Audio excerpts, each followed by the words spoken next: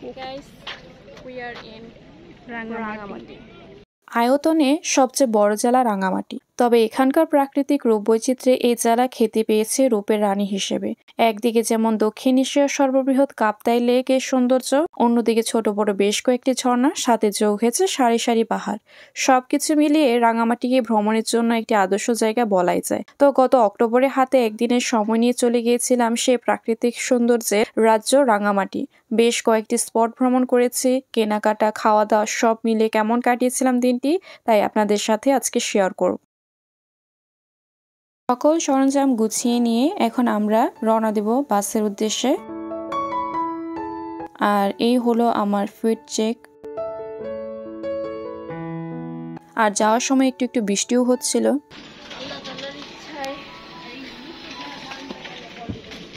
আপনারা কি একটা বড় ব্যাগ দেখতে পাচ্ছেন?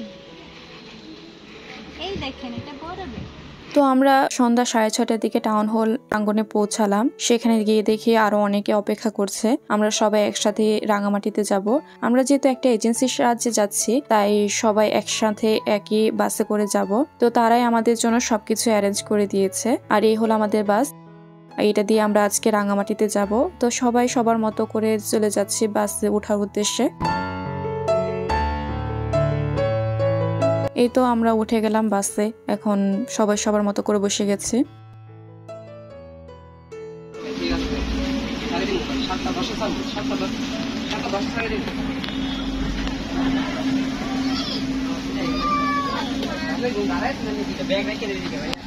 আর 7:15 আল্লাহ তাআলার নাম নিয়ে আমাদের রাঙামাটির যাত্রাটি শুরু হয়।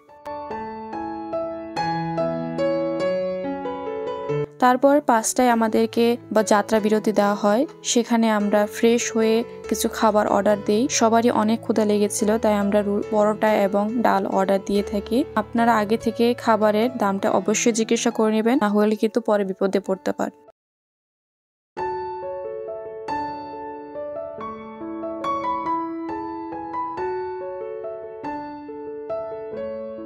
তো আমাদের খাওয়া দাওয়া শেষ করার পর আমরা চা এবং কফি অর্ডার করি। চা আর কফি খেতে খেতে এখন আমাদের যাত্রা বিরতি প্রায় শেষ। তো আমরা এখন উঠে পড়ি আবার যাত্রা শুরু করতে। রাঙামাটিতে ঢোকার প্রায় আধা ঘন্টার মধ্যে আমাদের বাসটি কোনো কারণবশত নষ্ট হয়ে যায়, আর মেজর ড্যামেজ হওয়ার কারণে বাসটি আমাদের ছেড়ে দিতে হয়। আর এভাবে আমরা অনেকক্ষণ যাবত অপেক্ষা করতে থাকি। তো যারা আমাদেরকে রাঙামাটিতে নিয়ে এসেছে সেই ভাইয়া আপুরাই বললো যে চলেন তাহলে আমরা এইভাবে বসে না থেকে আমরা সিএনজি করে চলে যাই। তো সবাই যার যার মতো করে সিএনজি করে আমরা চলে আসলাম আমাদের গন্তব্যে। আর এই সিএনজি দিয়ে যাওয়ার সময় এত সৌন্দর্য উপভোগ করলাম যে আসলে ভাষায় প্রকাশ করার মতো না। আমি তখনই সেখানে বসে বসে চিন্তা করছিলাম কি আদৌ রাঙামাটিতে আছি না আমি স্বপ্ন দেখছি। আর বাকি কিছু বলবো না, আপনারা ভিউ এনজয় করুন।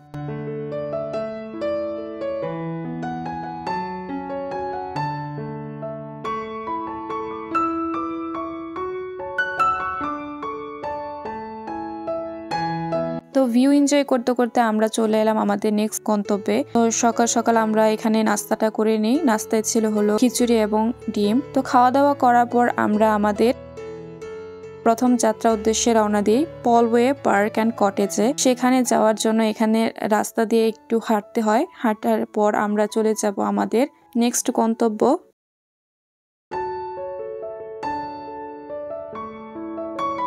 যেখানে আমাদের জন্য বোর্ড ভাড়া করে রাখা হয়েছে আগে থেকে। সবাই সবার মতো করে বোর্ডে উঠে বসে পড়লাম। আর এই তো আমাদের কাপ্তাই লেকের যাত্রা শুরু হলো। চারদিক শুধু পানি আর পানি, আর দেখা যাচ্ছে হলো পাহাড়, সবুজ পাহাড়, উপরে মেঘগুলো কি সুন্দর ভেসে রয়েছে। আর ওই দিনটা ছিল অনেক সুন্দর পানি, আর সবাই অনেক অনেক গরমের মধ্যেও অনেক সুন্দরভাবে আমরা এনজয় করছিলাম। আমাদের যাত্রা অনেক দীর্ঘ হওয়ার কারণেও আমরা এত সৌন্দর্য দেখে এত মনোমুগ্ধকর হয়ে গিয়েছিলাম যে আমরা আমাদের সেই কথা খেয়ালই ছিল না যে আমরা এত বড় একটা ঝুঁকির মধ্য দিয়ে এই পর্যন্ত এসেছি। তো আমাদের প্রথম স্পট হলো পলওয়ে পার্ক, যা লাভ পয়েন্টের জন্য অনেক বিখ্যাত। তো প্রথম স্পটটা আমাদের এখানে। তো আমরা অনেকক্ষণ ঘোরাঘুরি করলাম।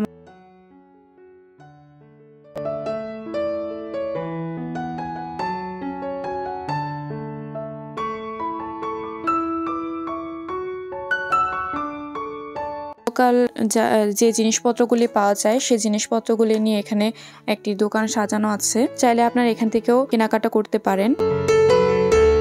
আর এখানে অনেক অ্যাক্টিভিটি করার জন্য এখানে বোর্ড রয়েছে, তারপরে হলো আরো অনেক কিছু আছে, আপনারা চাইলে সেখানে অনেক আরো অ্যাক্টিভিটিতে অংশ নিতে পারেন।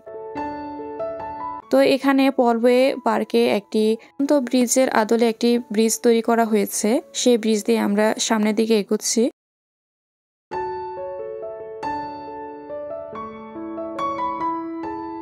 এখানে আরেকটি ব্রিজ রয়েছে, তো সেখানে গিয়ে আমরা অনেক ছবি তুললাম, অনেক সুন্দর ভিউ এনজয় করলাম। আর তারপর হাঁটতে হাঁটতে আমরা সবাই অনেক ক্লান্ত, তাই এখানে বসে কতক্ষণ আমরা রেস্ট করলাম।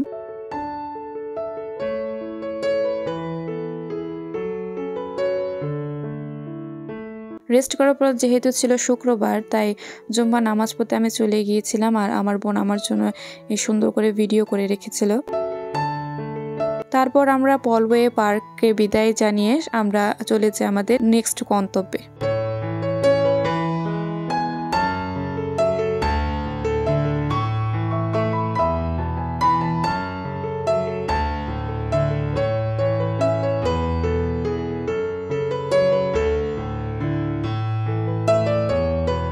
এনজয় করতে করতে আমরা আমাদের নেক্সট গন্তব্যে পৌঁছে যাই, যেটি হলো ঝুলন্ত ব্রিজ, যেটা রাঙামাটির অনেক বিখ্যাত এক জায়গা। তো এখানে দাঁড়িয়ে অনেকগুলো ছবি ক্লিক করলাম, খুব সুন্দর ছিল জায়গাটি।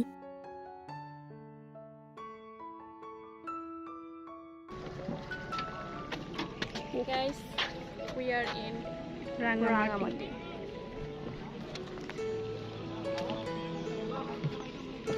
The OG ঝুলন্ত ব্রিজ and সবার উপরে দেশ আমার, তার উপরে কিছুই নেই।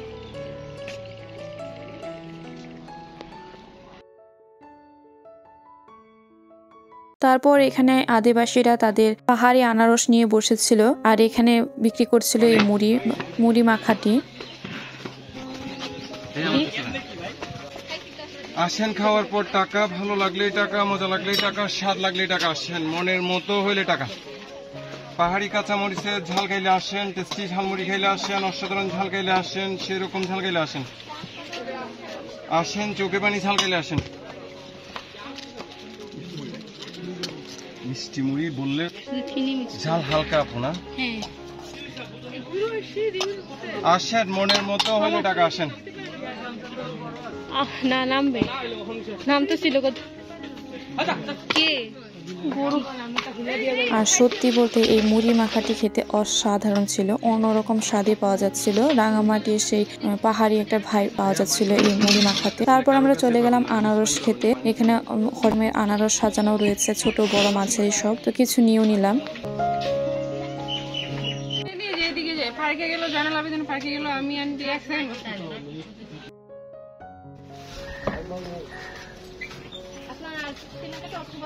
তারপর একটু সামনের দিকে এগিয়ে দেখি এই প্লাস্টিকের ব্যাগগুলো। তারপর এখানে রাঙামাটির যে লোকাল মানুষরা আছে তারা তাদের সেই লোকাল জিনিসপত্র নিয়ে এখানে সুন্দর করে সাজিয়ে নিয়ে বসেছে, দোকান নিয়ে বসেছে। তো সেখান থেকে আমরা প্রথম দোকান থেকে কিছু কেনাকাটা করলাম।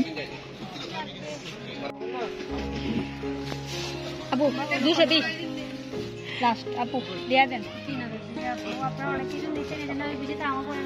এটা নিব তাইলে দিয়ে দেন।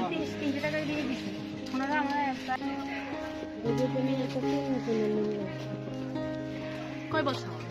2 বছরের একটা। তুমি নাও 3 মেয়ে 2 বছর।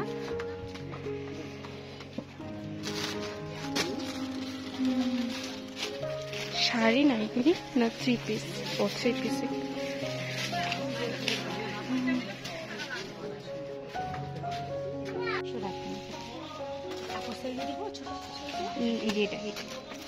না ঠিক আছে, চাদর শাড়ি আছে নিতে পারে, ছেলে ছেলে।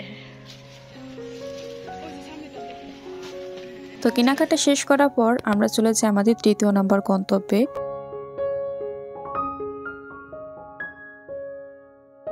যত দূর চোখ যায় শুধু পানি আর পানি, আর এখানে কিছু কিছু ট্রলারও ছিল। উপরে আকাশটা দেখতে খুব সুন্দর লাগছিল, আর এখানে আমরা দেখতে পাই বড় বড় পাহাড়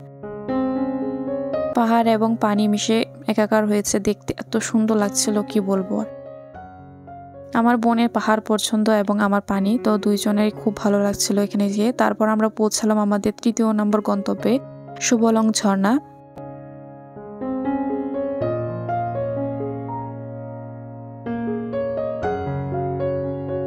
জায়গাটা দেখতে খুবই সুন্দর ছিল, পাহাড়ের উপরে দাঁড়িয়ে নিচে পানির আর পাহাড় সবুজ আর সবুজ, দেখতে খুব সুন্দর লাগছিল। কিন্তু এরপরে আমি আর কোনো ভিডিও নিতে পারিনি, ফোনের চার্জ শেষ হয়ে যাওয়ায়।